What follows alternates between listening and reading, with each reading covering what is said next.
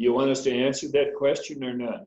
If it looks better than me, no, I know it does. I know it does. All right, well, welcome to week one of Growing Together. I've got a couple of different books and materials that I'm drawing from, and I'll mention those. I'll actually show them on the screen as we go along. Some of them came to me through youth group channels and are youth group oriented, but with my history with our church and my role now being expanded beyond that, I think a lot of the things that I see that speak directly to youth activities, I see them as big church activities and big church culture and things that we can do there.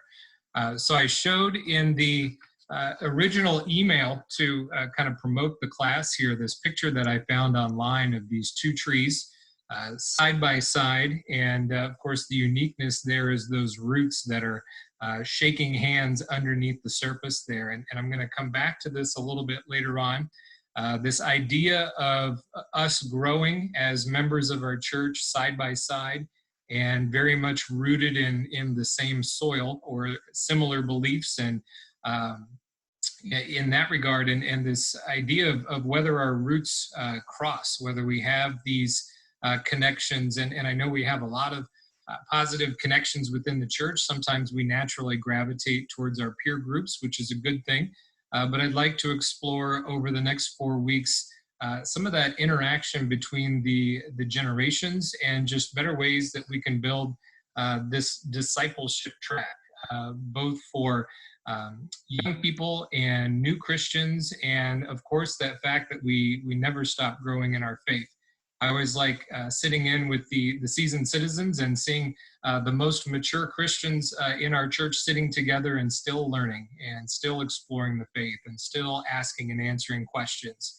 So I don't think we get to a point where we stop growing. And again, we're going to have those different areas where we grow together with our peer groups, but exploring this idea of how we can grow through our faith journey together. So I've got a little bit of an opening exercise here, and you can do this just kind of mentally, and I've got a document then that I'm going to make available after the fact, and I'll show that on the screen here in a little bit. But I'd like you to think about the people in your life that are actively involved in feeding your faith, and to look at these 5 different categories here. We've got seniors, we've got adults, young adults, teens, and children. And again, the first question is to think for a moment about the people in each one of those groups who are investing time and energy specifically into you and into the growth of your faith. And then I want you also to think about people in the past who were in those various age groups that invested time and energy into your faith.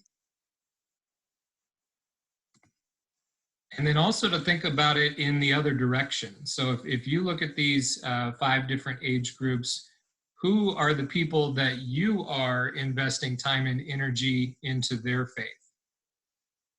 So the visual that we have here, and let me pull that up here just a moment, is this sheet here. And this was shared with me by a friend from the denomination. He works with the Faith Formation Office and called it our Intergenerational Faith Web. So I went through this as part of a little course that he and I were involved in.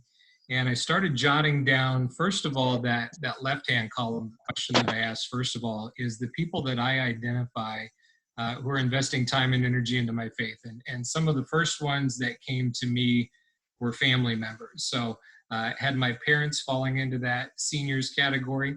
I've got a Monday night group that I've been a part of now for 11 years, a Monday night Bible study group, and most of those guys fitting into the 30 to 60 range. So those are individuals that are investing into my faith, and then I could put them on the other side of that chart as well.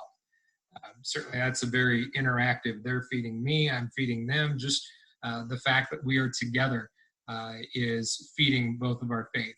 And that is my peer group too. So people within the church and the people that I'm interacting with quite a bit are falling into that range. Leadership from the church as well.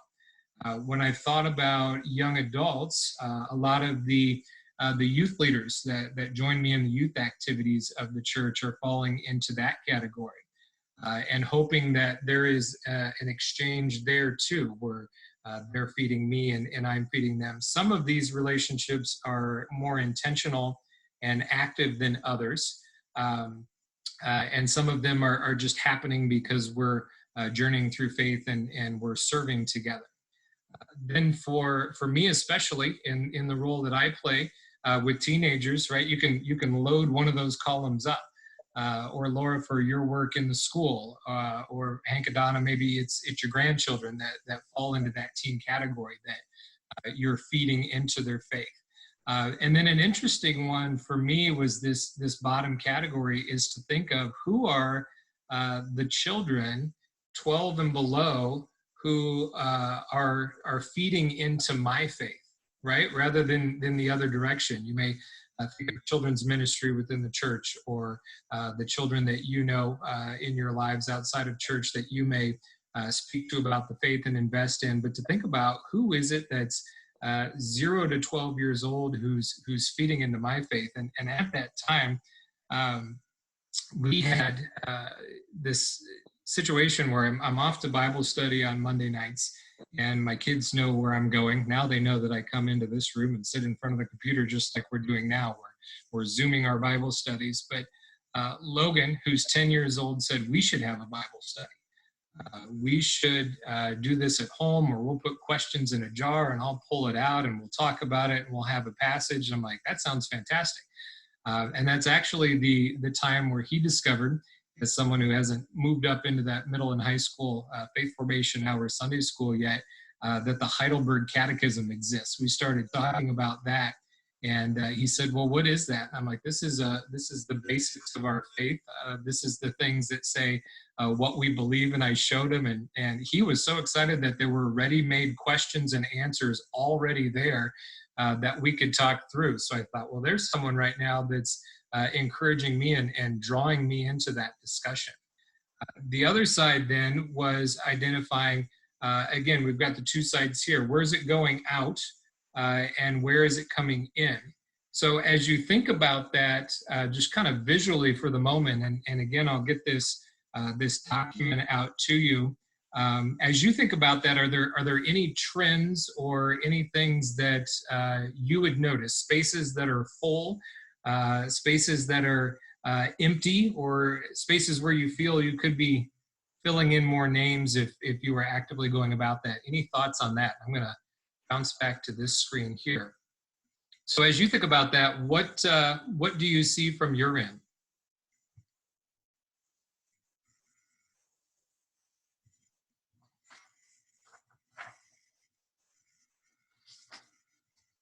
Well, I see from at our age group, the people that we interact most with is either in our small group or in our seasoned citizens Bible study group. That has been more the source of our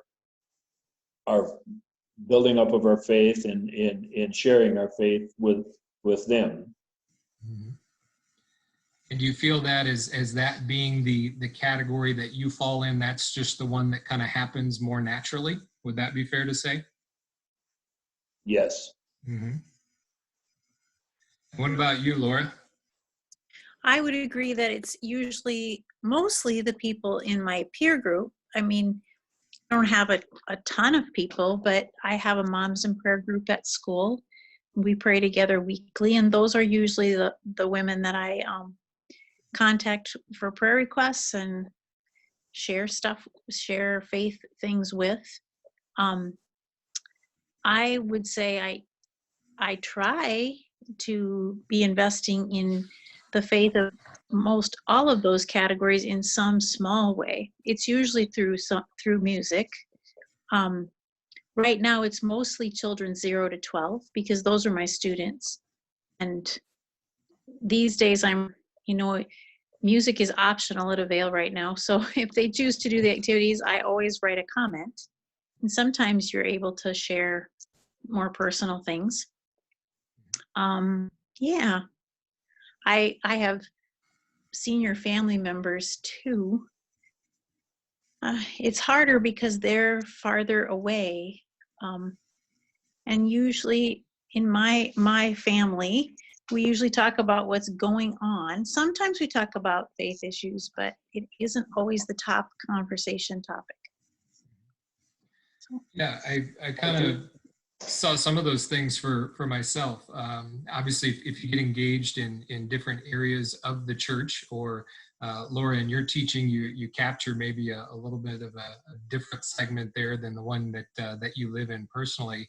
But certainly to go about things intentionally. Like if I really want to be more engaged with the group above me there, with the seniors, that would be an intentional step to seek them out at church, or to, I know the faith formation classes at church when we're live and together tend to be a little bit more intergenerational. And that's where you would bump into those types of people. I thought too, looking at this, and I already kind of spoiler alert there, I put the web up there. I have a little graphic here with the web. But I guess when I did it, I saw some holes there, and the thing that I started thinking was, okay, so if it's not only important for me to be sharing the faith outward, trying to help people grow, and also coming inward, thinking about how important is it for me then to try to have people in each of these categories. So again, I'll encourage you, and I'll get that document out to you, to really start to fill it out more fully than just kind of the mental exercise that we're doing here. And think about, okay, so if I were to be intentional about that, where would these people come from? I also thought back to myself, falling in that adult category, is to think back to my own personal experience. So we can all do that, is to say, okay, when I was in the young adults category, or when I was in the teens category, or the children category, who was it? And I thought specifically at this time, who was it that's the age that I am now that really spoke into my life? So I don't know if you could have a story to share in that area. So, picking a category, is there someone there, that second question, people who invested time and energy into your faith in the past? Maybe one example from each as to who was that in your past that spoke into your life, that's in the age category that you are now. Donna, do you have any examples of who that might have been?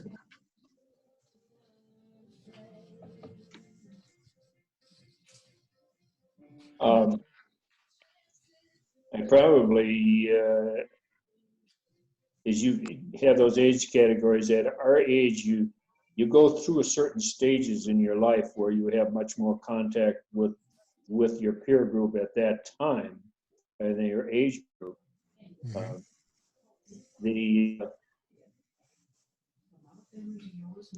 I would say when I was, of course, my parents were the biggest influence on my life I still are probably the biggest influence on my life, because they set the pattern. Mm-hmm. They kept the covenant and passed it on through the family. But when I was a teenager, we had a pastor in my home church that we had a large young people society, and after, he was the type of pastor that encouraged us to challenge him. And after the meeting, a lot of times we'd sit around and discuss things and probably play the devil's advocate a little bit with him. And he was willing to do that and sit down with us and take that time to establish that relationship and to have some meaningful conversations. Yeah, and I think too, as I was growing up, I think of some of those natural connections too with parents and family and within the church and so on. One thing that I thought was interesting, we did this this exercise with a very intergenerational group. And two of the leaders that were presenting with me at this conference, one falls into that 60 plus range and one on the higher end of the 30 to 60. And we brought in 3 college kids from the local community, and the 3 college kids and the 2 gentlemen who were speaking as the mature population in that conversation had never met each other before. And we just started feeding them questions, things about what do you think what do you think people from this older generation think about you? What are their misconceptions? What are the things that you want them to know about, and vice versa? And went down this trail of a number of questions. It's been a good 45 minutes to an hour, again, with these 5 strangers together. And it was amazing. They all said afterwards how meaningful it was for them to have those conversations. And again, it was people with no history there, and got us thinking about the importance of being intentional about connecting the generations there. They got into some really good stuff. It was some really meaningful things, and the person who was supposed to host that segment actually fed me the questions. They thanked me afterwards for the fantastic questions that I had asked to spur that. And they were really very simple questions, right? Just something to get the generations talking. And the value that those 2 older gentlemen saw in the perspectives of the college kids. And they got quickly into this kind of this mentoring and sharing tone, right? Educating each other and so on. So that would be something that I'm interested in doing at our church. Is it can be a little bit awkward sometimes to force those connections together. But I think quickly, especially when we recognize faces among the church population, people warm up to that conversation and just how valuable that is. To empathize between the generations, for an older generation to know what a younger generation is experiencing and vice versa. And really the idea that we can learn from each other. So I'm wondering, Laura, with you perhaps, knowing your family and your kids and spending a lot of time with them. So when you were the boys' age, was there someone that was your age outside of the family that was a particular influence on you at that time?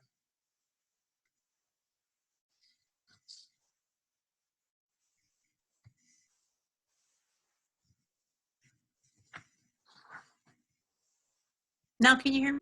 Yes, the joy of technology, eh? Yep.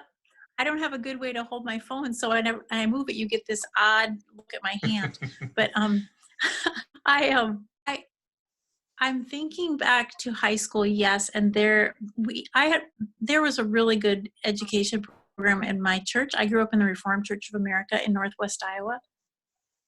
I can remember quite a few, more so catechism teachers than Sunday school teachers. Catechism was a big deal on Thursday nights, and we had to prepare some for them, and they really appreciated those teachers and the time that they put in. In high school was a little trickier. I went to a public school than my church, so always a little bit the outcast there. And my youth director really good. More so, I think of this one man who was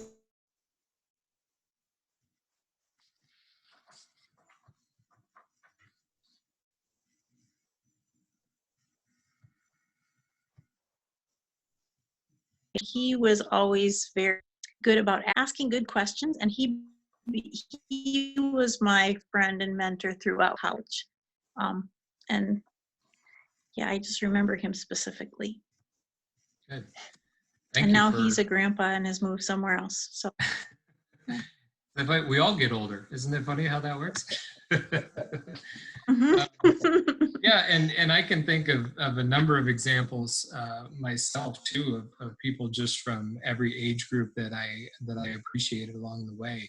And I found too that people are always interested when you take an interest in them. And there was this conversation with the panel about this this fear of intermingling, like you perhaps think as maybe someone on the older end of this scale, 30, 60 plus, those top two categories that, oh, those younger people don't want to hear from me, and vice versa, that the younger people might not want to approach the older generations there, but just really how quickly those bonds develop there. I wanted to talk through a couple of Bible passages here. Deuteronomy 6, 4-9, first of all, says, "Hear, O Israel, the Lord our God, the Lord is one. Love the Lord your God with all your heart, with all your soul, with all your strength. These commandments that I give you today are to be on your hearts. Impress them on your children. Talk about them when you sit at home and when you walk along the road, when you lie down and when you get up. Tie them as symbols on your hands and bind them on your foreheads. Write them on the door frames of your houses and your gates." So it talks about impressing the faith on our children. It talks about these opposites, right? When you're lying down or when you're walking along the road, when you get up and when you go down, and so forth. So this idea that these things, this faith should always be on our mind.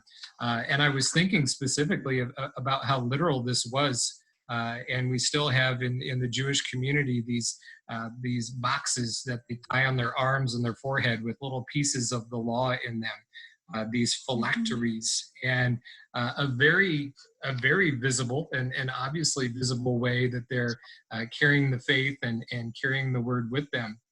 What's happening there in Deuteronomy is Moses calling his people to renew the covenant that their parents had made with the Lord once upon a time, and telling them that they need to continue to pass this on to the next generation, and emphasizing how foundational that is in the identity that they have as a people. And they talk, we hear some similar tones in Psalm 78, where it says, "We will tell the next generation the praiseworthy deeds of the Lord, his power, and the wonders he has done, so the next generation would know, even the children yet born, and they in turn would tell their children. Then they would put their trust in God and would not forget his deeds, but would keep his commands. They would not be like their ancestors, a stubborn and rebellious generation, whose hearts were not loyal to God, whose spirits were not faithful to him." So the intentionality there again about talking about the faith, and something there I think that pops out to me at the end, and something that we'll talk about in the later week is I think storytelling is such an important piece of sharing the faith. And for younger people and younger Christians especially, when I say, when I think about those who are young in the faith, not just age-wise, our children and the young people in our church that we're certainly hoping to pass the faith on to and raise up, but someone who could come to us at any age and be young in their faith and need these stories.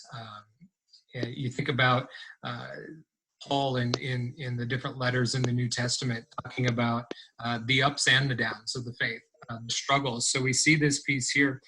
This stubborn and rebellious generation. I don't know if that would, if those of us on the call here would be categorized in that area, or how open someone would be in our church to talk about times of stubbornness or rebellion. But I think those triumphs and the mistakes also are such an important piece, the storytelling. So again, we'll dip into that later. I've had a lot of conversations with one individual at the denomination in particular about storytelling and how key that is with the faith.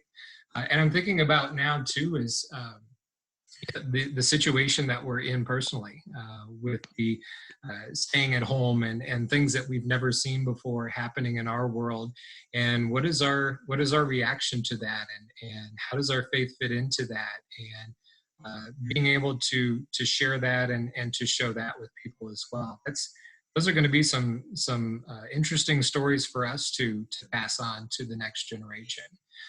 So part of what I think comes out of those two things too, and kind of the first book that I'm using here tonight in week one, I read through this recently. I've got a friend who, again, the one that shared the Faith Web with me from the Faith Formation Office through the denomination said, you got to read this book, A Biblical Theology of Youth Ministry. He said, it's so much not a youth ministry book. He's like, this is an all church book.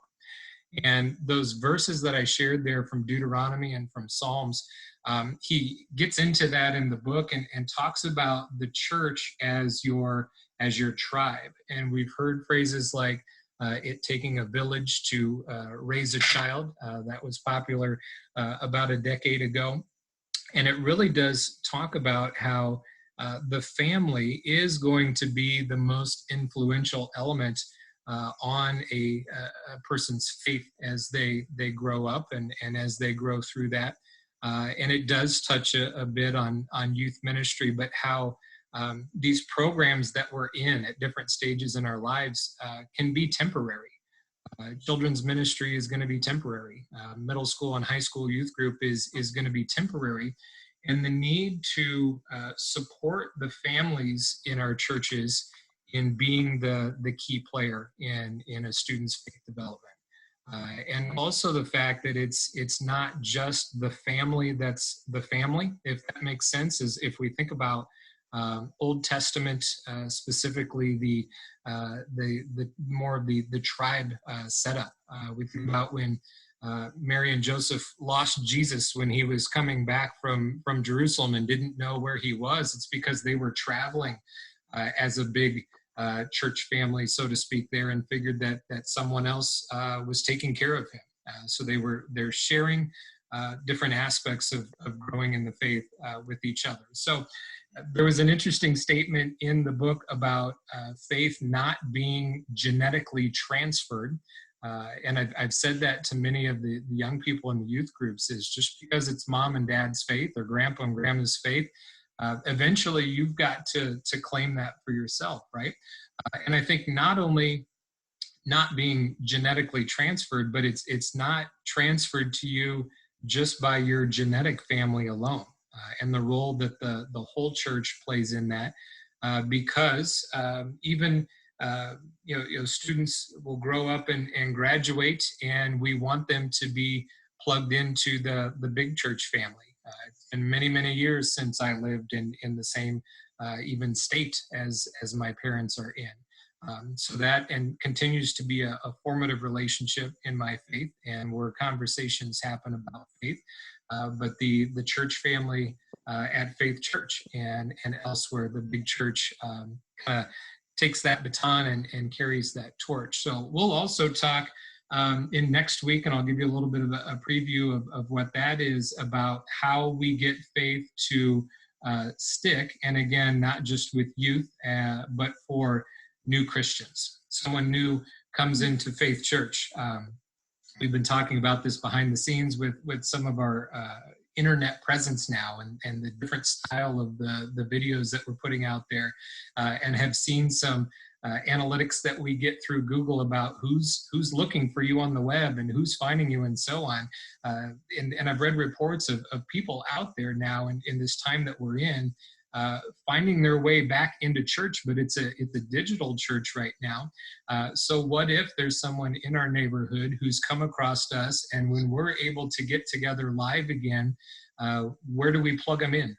And what do we do with them? And how do we help them on this journey that they are now on? So we'll talk about those elements, those things that we do, and not just for those populations either, but for people in our church that have been there for a long time or have been in the faith for a long time, is how do we get dug in?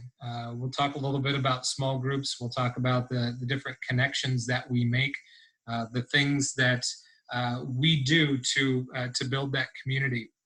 I wanted to talk, though, tonight yet a little bit about this piece, these baptismal promises that we make. And I went on the CRC website, and I went and searched I know the Psalter hymnal and the songbooks have evolved over the year, but captured a couple of these phrases here from the different liturgies that we use during baptism. The first one there, we promise to love, encourage, support you, and help you know and follow Christ. And I was having these thoughts. I always think it's interesting when I'm at my brother's church or when I'm at my parents' church and a child is being baptized and I'm standing up with the group and making these promises to a child that I may never meet again. But perhaps years down the line, one of these children is now grown and a part of my church. And it doesn't mean that at a certain age we're done with these fulfillments or these promises. And I think that that again crosses over the generations, and the maturity level that we have of faith is to think of someone comes new to the faith or new to the church is how are we loving, encouraging, and supporting them and helping them follow Christ. Joyfully we receive you into the body of Christ. Join with us as we give witness to the world, to the good news. We are all one in Jesus Christ. So how are we demonstrating that to all the people of our church? How do we give witness to the world, to the good news? And how do I, whatever age group I'm in, whatever activity that I'm involved in, when I do that, how do I take somebody along with me? How do I make sure that that's not something that I'm doing on my own, but I'm taking someone alongside me, or they're joining me in that, whatever that is, and modeling that for them and demonstrating that to them. The third piece here, it asks us in that form, do you, the people of the Lord, promise to receive these children in love, to pray for them, to help instruct them in the faith, and to encourage and sustain them in the fellowship of believers? So similar to many of the things that we've been talking about, is loving each other, praying for each other, instructing each other in the faith, encouraging and sustaining. And that can come from a number of different ways, and it does come from a number of different areas.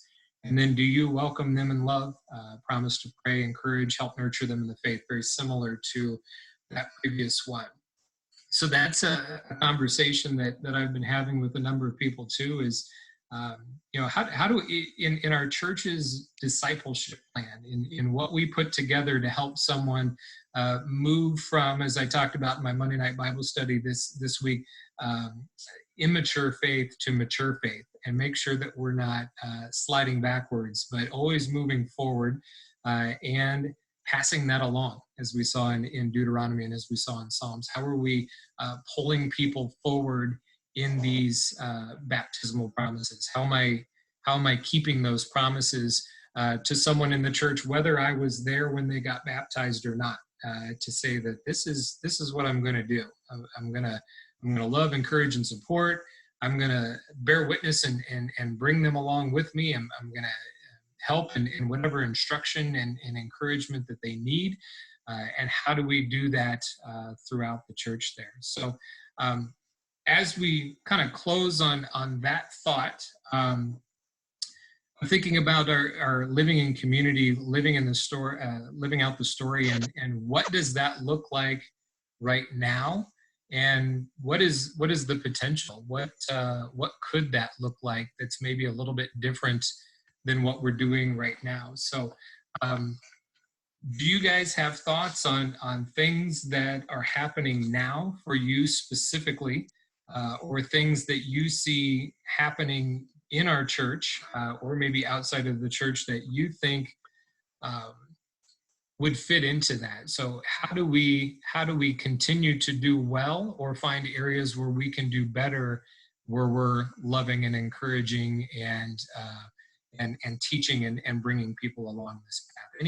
Any ideas, any suggestions on that? Well, one thing I think is fundamental for faith formation is the individual families and the intentional devotional time that you have with your children. I was raised in a household, and I think a lot of my generation and from my background, you read the Bible. We read it 3 times a day because it was after every meal. Well, now in our family, as our kids were growing up, we made sure we done it at least once a day. And a lot of times my wife would have, Donna would have devotions for the kids in the morning before they went to school. But that is helpful. And we read through the Bible at one time during the day where they would read through the Bible. And that probably, I got more Bible knowledge from that beginning than I have ever than any other time in my life, I think. But it sets a pattern. It sets a pattern of I talked about covenant keeping a while ago. And that is part of covenant keeping, that you set patterns for your children, and then they hopefully will follow them the rest of their life. Absolutely, and getting creative with that nowadays. We've got more captive family time now than we typically do because of the sports and activities that are out on the back burner, and that's a conversation I've been having with people too. Is when we are released to go back to some form of what was normal before, some of that quiet time and family time and meal times together that we have that has maybe been lacking. How do we make sure that doesn't just go away? Well, that's what I was talking about, being intentional. I think, and we fought that battle too when our kids were younger too, but sports have taken over so much of what takes priority in the family. Well, I got to be here at a certain time.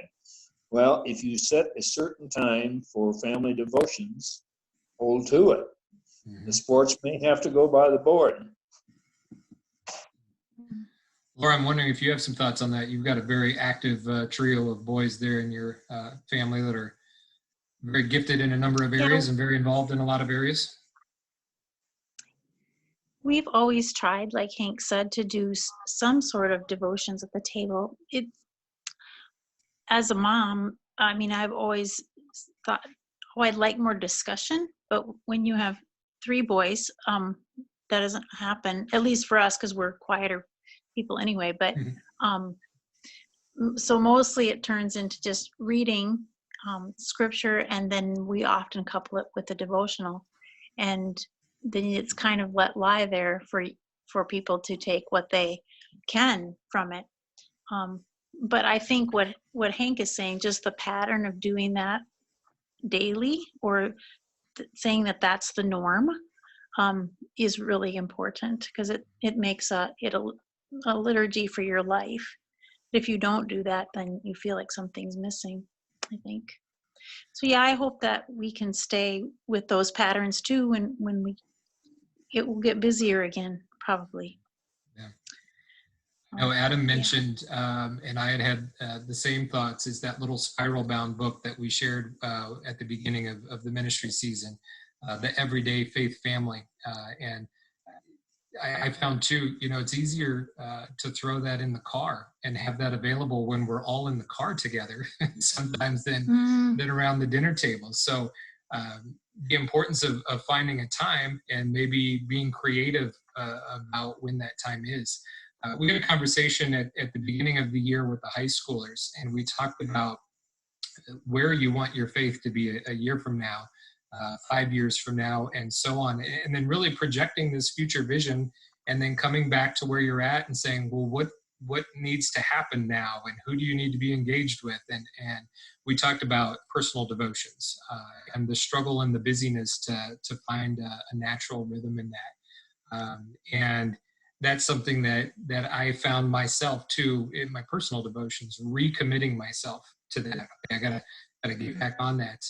And I'm happy to say, since the beginning of the year, haven't missed a day. And Hank, you talked about multiple times during the day. I've been doing that too. One that I look at in the morning right away, one that I catch at the end of the day, and then maybe a book that I pick some snippets out in the middle there. But the scheduling is so critical. And the word that you used, Hank, too, that intentionality about all of those things.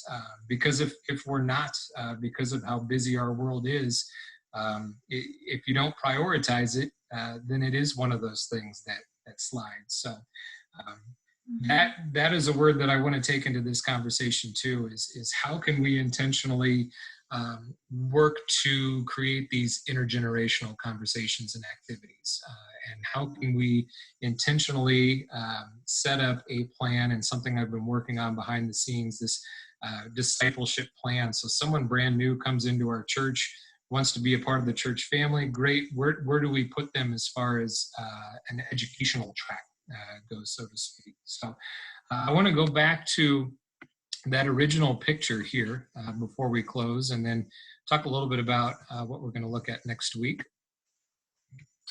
There's my web again. So we've got our trees and we've got these roots here. So considering that our tree picture here, this underground handshake that it looks like, that it is still very possible that we grow side by side. This could be two people at our church or two groups at our church that we're in the same building, and we're in the same building many times at the same time, but we're just in proximity to each other. There's really, even though we're rooted in the same soil, maybe not this connection like we see in this picture. And that's what I want to continue to move towards is to get some feedback on what it is that's happening that looks like this picture, where individuals are connecting, where groups are connecting, where even one tree being the church and one church being the individual family unit that we talked about that's grabbing hold there and saying, okay, how can we partner here with you and equip you in your personal faith journey for your family. So we're not rooted in the same soil, but missing that connection. So I know I tried to get a little clever when we originally used this picture and saying, is that a good thing or a bad thing that the roots are all twisted up there? Not being a tree guy, but all these different things that come into play. Sometimes we're going to be one who can help water another person's tree, right? Is to provide some life and some nourishment and some refreshment.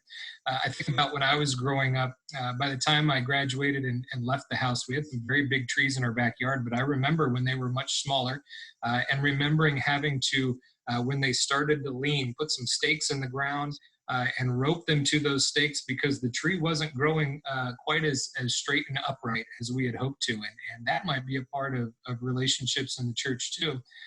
Whether it's mentoring or coming alongside one to make sure that the growth is moving upward and we're not straying or needing some pruning.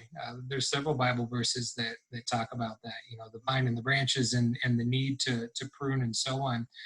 And I think when we walk through life with someone in our church family and we're more engaged and we're closer together, and again that intentionality, we see those areas and can help someone where they may need some watering or some straightening or some pruning or whatever tree analogies that we can use here, but just to help each other grow. I remember when Brent, who helps me with a youth group, delivered a sermon in our church, and he used a little bit of his biology background to talk about plants growing toward the light.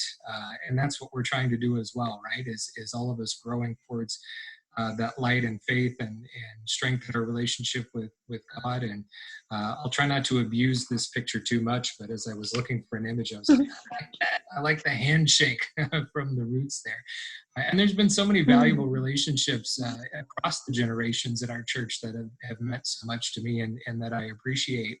And I want to make sure that everybody has that opportunity. And I'll talk a little bit about some of those, even from a previous church here in future weeks, but growing together. So what I'm looking at for next week is to continue to talk about creating a network of caring believers for each member of the church, and a faith that sticks for young believers or new believers, and start getting into some of these intergenerational opportunities.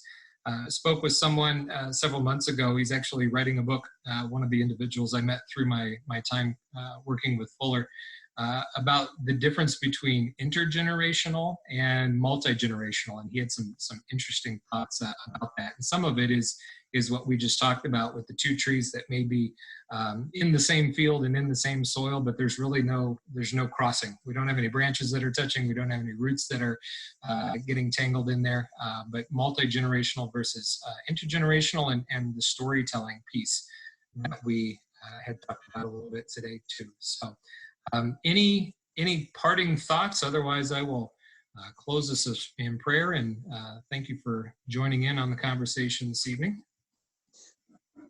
Going to your tree analogy there, where the roots are intertwined there, I go back to when the grounds at Faith Church, where it was covered with oak trees when we first started, and we got oak wilt in the trees. And one of the things that Ward Steenser, who was a plant pathologist, said we had to do was get a trencher and root prune, so the roots didn't entangle with each other. My question is, how important is that to a church when false doctrine starts entering into it? I think that's one. I know it isn't what you're talking about now, but I think that's one aspect we have to keep in mind once in a while too, is when this church starts straying away from its mission or false doctrine comes in, there has to be some root pruning once in a while too. Mm-hmm. Yeah. Mm-hmm. Yeah, Mm-hmm. certainly accountability below the surface, right? If we're using that foot of the soil. Yeah, absolutely. And I think, yeah, and I think if you're building strong community and you're having those conversations across the generations, and leadership from multiple age groups and ideas too, that way we can keep each other on track, for sure. Absolutely. Laura, did you have a parting thought? Well, I like the tree picture, but I see it. You can't see the roots intertwined, and it looks like if you just look above the surface, it looks like there's just two trees standing there. And I feel like that is, somewhat my experience at church. I mean, there's a lot of trees, and they're beautiful trees, and I look at them and say, they have really nice leaves and they're doing good things, but I don't have any root connection with them. And that takes a lot of time and a lot of intentionality. You've used that word several times, but I think another problem we have, two things. It's because society is busy, and that's not right now at this present moment, but in general, because people are stretched so thin, it doesn't seem that it's hard to develop relationships unless you're doing a lot of the same activities with certain groups of people. And where was my other thought? I lost it, but I just see that it's hard. Oh, I know, just because in our congregation, people don't live in proximity to each other. So it takes a lot of effort to try to, even bring a meal or drop something off quick at somebody's house. You have to plan for it, and I've found that difficult over the years. So I think it's hard to get the root connections that we're wishing we had. And relationships come certainly with an investment, right? And the time piece that you're talking about. Absolutely. Yeah. One thing too. Go ahead, at our age group, some of the people that we made those connections with are gone now. Either have moved away. Yeah, and even in our age group, I mean, John and I often talk about our son who's 17. When he was 6, there were close to 10 little boys in his class. Now there's 1. So it's a migration of people, families, and it's just the way it is. But it makes it pretty hard to develop good relationships too that last when they're separated. Yep. So. Yeah, and not every one of those relationships is going to go super deep, right? But I know Right. you all were a part of once upon a time the Sunday night We events. Laura, I believe you guys were part of planning that. And Hank, I know when I showed up, I was sitting at your table, and I think I remember one of your kids, Laura, that got sat with the parent and said, "No, I'm going to go sit with this table of people that I don't know," right? Yeah. And I thought, even in the events that we already have, and looking at the possibility of making sure we have, maybe it's once every 2 months where we have an event where we can get some intentional crossing of paths with people that we don't know Yeah. as well. And I know it's natural to show up at Wednesday night suppers and go sit with the people right? Or to sit with your age group because you want to see your friends, or those are the people that you talk to after church also, but to make sure that we're facilitating some of these conversations across the generations, because we got some really cool people in our church, right? Some people that have some stories that I would love other people to hear, and people that I don't know well, that I would love to hear more from. So hopefully we can. Wednesday night suppers are really good because there's a couple people just in the last year that I feel like, oh, now I know them because I came with one of my sons and they went and sat with their friends, and I said, well, I'll sit by this person I don't know very well this week. And that's been really good. So yeah, if things like that can continue, I think that's really beneficial. Absolutely. We just need to get back to the point where we're allowed to see each other again, right? Yeah. That's gonna be the problem. Well, thanks again for being here. Let me pray for us, and we'll be back again next week, same time, same Zoom link, and we'll go from there. Lord, thank you for this initial conversation about growing together and about community. And there's so many different ways that we can go about that and can try to do that. But I pray that from this evening, some things that we ponder is this intergenerational web of relationships that we have, and the importance of that, of being fed by individuals from different groups and from letting that flow out of us as well, to both be fed and to be feeding, and intentionality that we talked about tonight. Find some ways where we could build even one additional and intentional relationship with someone in our church that we don't know as well, and that we can take an interest in someone who's new in their faith, or someone at any stage in their faith, to be an encouraging voice and to pray for them, and to get engaged in a little bit of life with them, and just pray for our church, for the health of our individual members in the situation that we're in, being at home, being limited in what we can do, perhaps being fearful of sickness and some of the things that may be a result of the virus that we're experiencing. I pray for wisdom as we get the opportunity to reconnect, that we do that well, and we do that in a way that keeps each other safe, and that we can make wise choices that are good for us and good for our neighbor, and pray that we are good neighbors in our community as well, to reach those that we know are around us who do not yet know you, that we can be a good light in New Brighton and wherever home is for our individual families. Bless us, watch over us, keep us focused on you and growing towards your light. Amen. Amen. Thank you, everyone, for being here. Hope to see you again next week. I'll get that document out to you, and you can be a little more thorough in filling that out. But we will see you soon, and I hope to see you for real soon, sometime sooner than later, right? That would be nice. Have a good Take evening. care. Good night. Bye-bye.